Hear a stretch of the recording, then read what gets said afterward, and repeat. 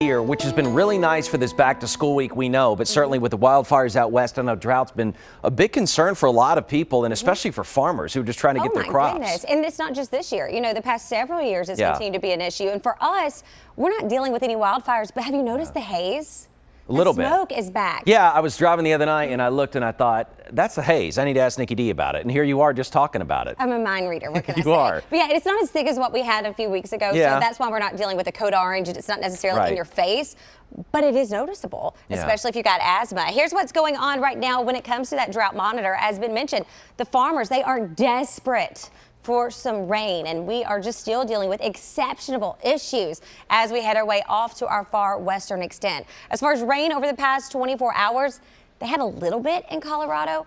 Didn't do a ton because a lot of it just evaporates out with that air so incredibly dry. It's not always making its way to nourish the soil, even if we go over into portions of New Mexico.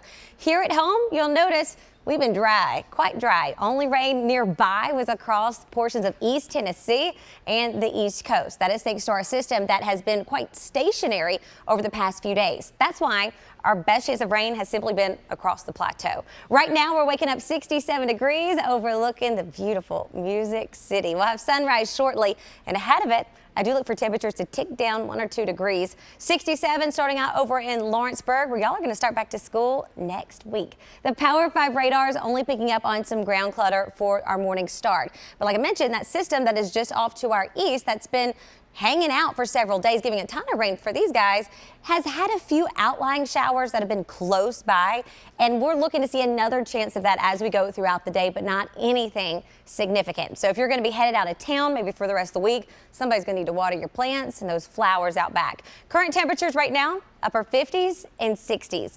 Little warmer in the city than where we were yesterday, but still cooler for this time of year. As we head throughout the day, we'll see that mixture of sun and cloud cover. You will notice on this model run, it's showing as if we're seeing some showers moving closer to around I-24 McMinnville area.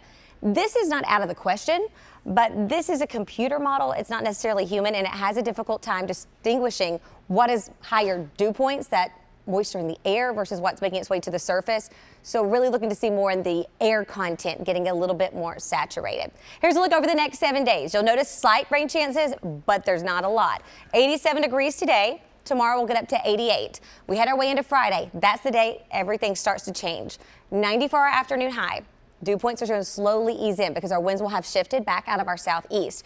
That's why we're going to wake up with temperatures on the weekend starting out in the upper 60s to low 70s. 90s stay with us going into the weekend time frame as well as early next week, but it will feel like Sunday, Monday, and Tuesday are in the upper 90s to near the triple-digit mark. Amy,